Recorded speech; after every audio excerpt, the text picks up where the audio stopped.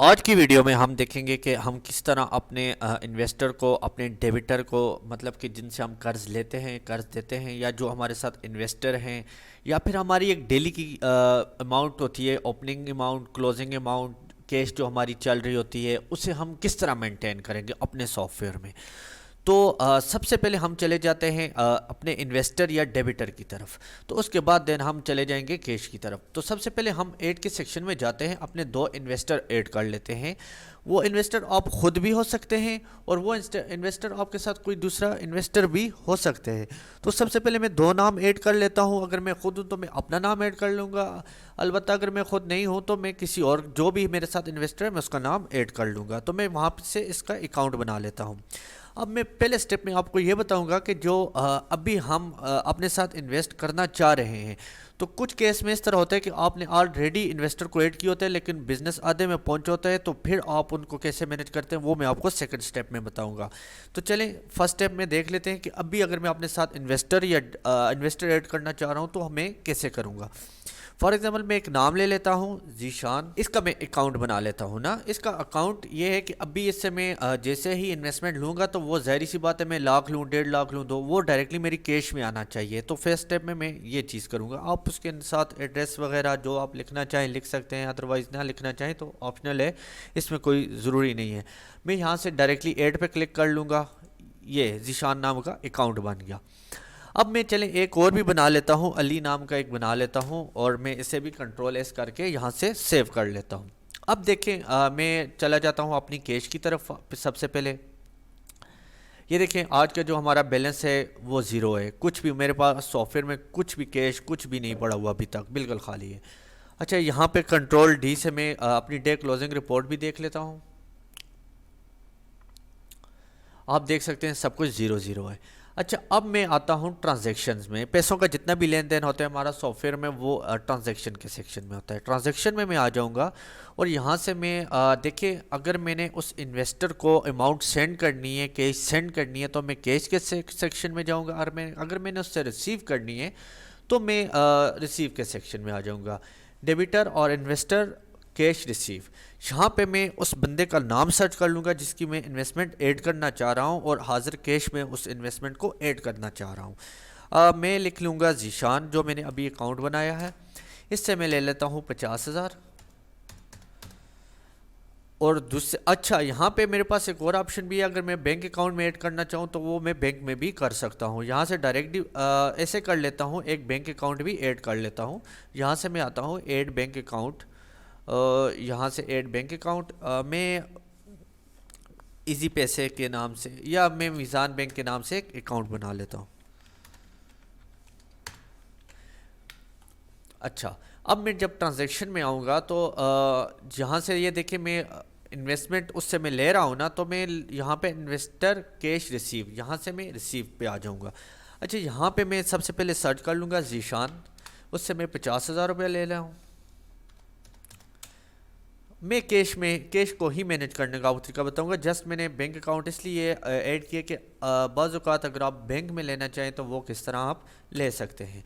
अच्छा, फिर अब अगर मैं कंट्रोल एस करूंगा, सेव करूंगा, ये तो डायरेक्टली मेरी कैश में आ जाएगा।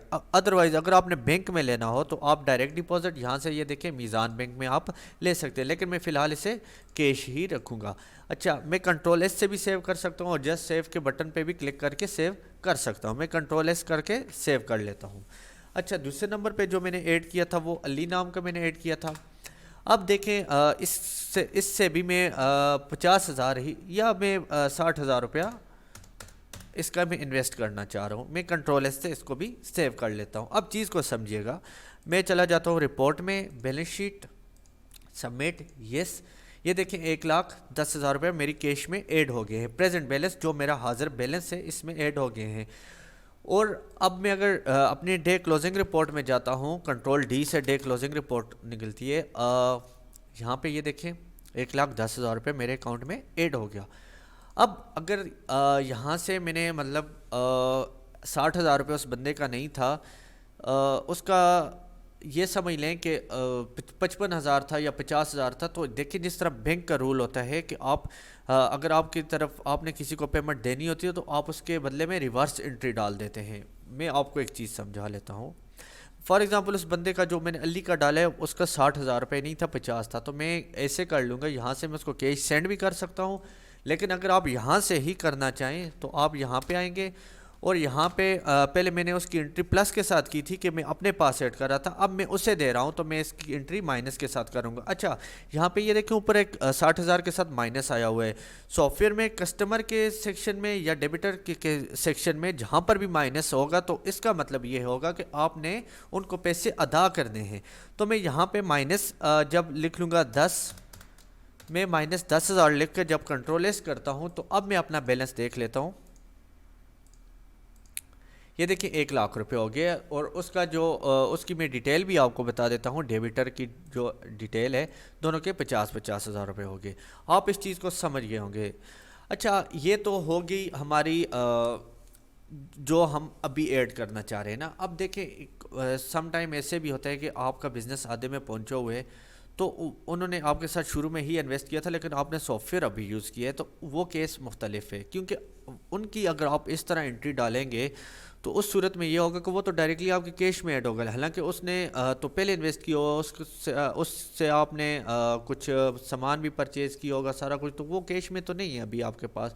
तो उसके लिए आप क्या करेंगे, मैं एक और इन्वेस्टर ऐड कर लेता हूँ। ऐड के सेक्शन में आऊँगा, ऐड डेबिटर और इन्वेस्टर। तो यहाँ पे मैं टेस्ट 3 के नाम से या टेस्ट के नाम से एक इन्वेस्टर ऐड कर लेता हूँ और उस केस में इस तरह होगा कि मैं उसका यहाँ पे ओपनिंग बैलेंस डाल दूंगा कि हमने उसको कितने देने हैं। अच्छा, हमने अगर इससे लेने हों तो फिर तो हम प्लस डालेंगे, अगर हमने इसको देने हों तो वो फिर आपको मैंने पहले समझा दिया माइनस लिखना पड़ेगा। फॉर एग्जांपल इसको जो हमने देने हैं वो मतलब इसने जो हमारे साथ इन्वेस्ट किए हुए हैं वो 1,00,000 रुपया है, या ऐसे कर लेते हैं 50,000 लिख लेते हैं, इसका भी 50,000, कंट्रोल एस। अब मैं दोबारा जाता हूँ डेबिटर और इन्वेस्टर और ये देखें ये इसको हमने देने 50-50 तीनों को हमने इन्होंने हमारे साथ इन्वेस्ट किए हुए हैं। और अब मैं अपनी कैश को देखता हूँ तो देखिए कैश अपनी जगह पर है 1,00,000, क्योंकि दोनों की हमने अभी रिसीव की थे और जो टेस्ट नंबर वाला इन्वेस्टर था उसको हमने उसका ओपनिंग बैलेंस ही हमने 1,50,000 रुपया डाल दिया था। ये चीज़ तो हो गई इन्वेस्टर और डेबिटर की। तो इसी तरह देखें डेबिटर से भी यही मुराद है कि आप किसी से कर्ज लेते हैं या देते हैं तो वो एज ए इन्वेस्टर मतलब ना भी हुआ तो आप उससे इस तरह मेंटेन कर सकते हैं। अच्छा, अब ऐसे कर लेते हैं। देखिए मैं डे क्लोजिंग रिपोर्ट में चला जाता हूँ।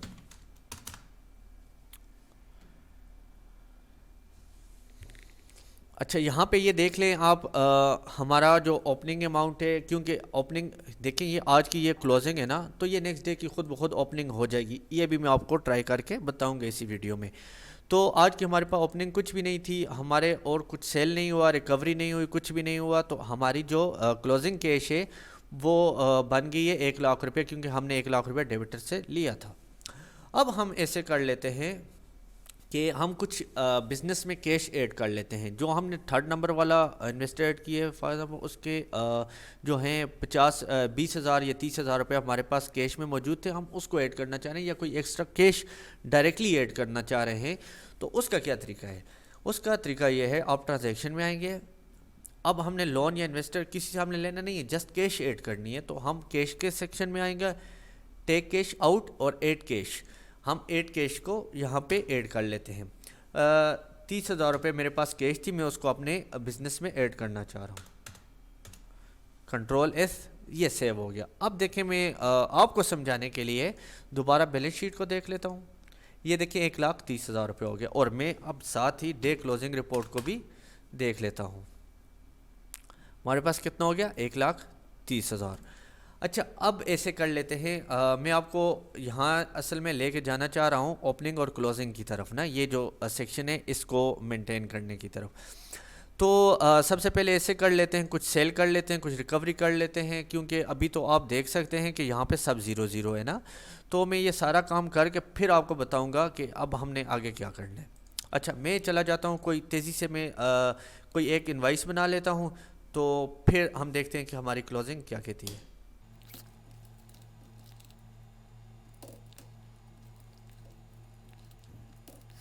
एक 7,700 की, इसे मैं सेव कर लेता हूँ। अब मैं जाके अपनी डे क्लोजिंग रिपोर्ट दोबारा देख लेता हूँ। अब ये देख सकते हैं आप, हमारा ओपनिंग ये 7,000 की सेल हुई, वो 1 लाख में ऐड हुई, और वो जो 30,000 हमने कैश में ऐड किया था, और टोटल ये बन गया 1,37,700। अच्छा, अब हम इसमें से कुछ रिकवरी कर लेते हैं पुराने कस्टमर से। अच्छा, क्रेडिट रिसीव में मैं आ जाता हूँ। यहाँ पे मैं हसन अली से मैं 5,000 रुपया वसूल कर लेता हूँ। मेरे इसकी तरफ 10,000 बकाए, ये साथ ही बता रहा है। ये हो गया, और साथ ही मैं कुछ एक्सपेंस भी कर लेता हूँ। ट्रांजैक्शन के सेक्शन में आऊँगा, एक्सपेंस मैं 2,000 रुपये एक्सपेंस कर लेता हूँ, कंट्रोल एस। अच्छा, ये सारी चीज़ें होगी। अब मैं इस तरह करता हूँ कि अपनी क्लोजिंग रिपोर्ट दोबारा देख लेता हूँ। मैं कंट्रोल डी प्रेस करूँगा और अपनी क्लोजिंग रिपोर्ट अगेन देख लेता हूँ। तो ये देख सकते हैं आप, आज की जो हमारी ओपनिंग अमाउंट थी वो 0 थी। टुडे सेल आज 7,700 ही है, प्लस रिकवरी 5,000, ये टोटल बन जाती है 12,700 रुपये। उसमें से हमने वेंडर को अभी तक कोई पेमेंट नहीं लगाई। जो हमारे पास रिमेनिंग कैश बचती है वो 12,700 ही बचती है। ₹1,00,000 डेबिटर का था, और एक्सपेंस वगैरह निकाल के, और हमने कुछ 30,000 रुपये कैश भी ऐड की थी। ये हमारे पास क्लोजिंग जो बैलेंस बन जाती है वो 1,40,700 रुपये बन जाती है ना। तो अब हम कुछ इसमें से वेंडर को भी 20,000 रुपये या 10,000 रुपये लगा लेते हैं। हमें मज़ीद आइडिया हो जाएगा कि हमने इसको किस तरह लेके चलना है। ट्रांजैक्शन के सेक्शन में आऊँगा, वेंडर पेमेंट सेंड ट्रेडर्स, इसको मैं 10,000 रुपया इसका रहता है, मैं इसे लगा लेता हूँ।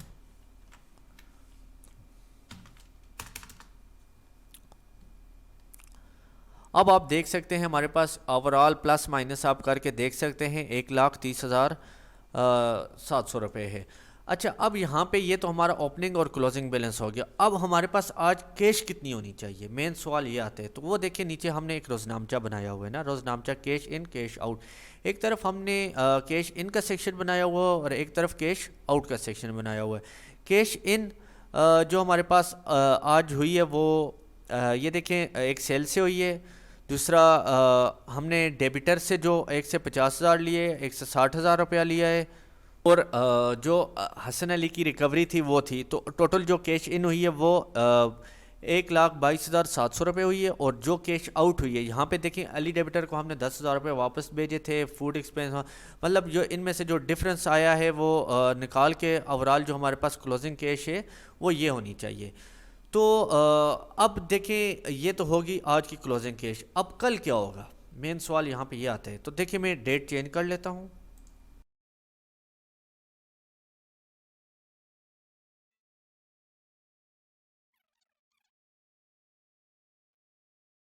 8 तारीख कर दी ना। अब मैं देखता हूँ कि 8 तारीख को मेरा सॉफ्टवेयर क्या बताएगा। पहले मेरी 7 डेट थी। तो मैं जैसे ही जनरेट रिपोर्ट पे क्लिक करूँगा तो ये देख सकते हैं, अगले वो जो 1,30,700 रुपये थी वो अगले दिन की खुद ब खुद ओपनिंग बन गई। अब जब हम आए दिन में सेल करेंगे वो इसमें ऐड होगी, जो रिकवरी करेंगे वो इसमें ऐड होगी, जो वेंडर को पेमेंट देंगे वो इसमें से माइनस प्लस माइनस करके ये आज आपकी क्लोजिंग बन जाएगी। मतलब ये हुआ कि सॉफ्टवेयर के मुताबिक जब डेट चेंज होती है, आज की क्लोजिंग कैश कल की ओपनिंग बन जाती है। तो इस तरह ये एक बिज़नेस का कंप्लीट फ़्लो है जो आप कैश को मैनेज कर सकते हैं। उम्मीद है आपको मेरी बात की समझ आई होगी। अगर कोई चीज़ आपको फिर भी कन्फ्यूजन है किसी चीज़ में तो आप मुझसे पूछ सकते हैं। बहुत शुक्रिया।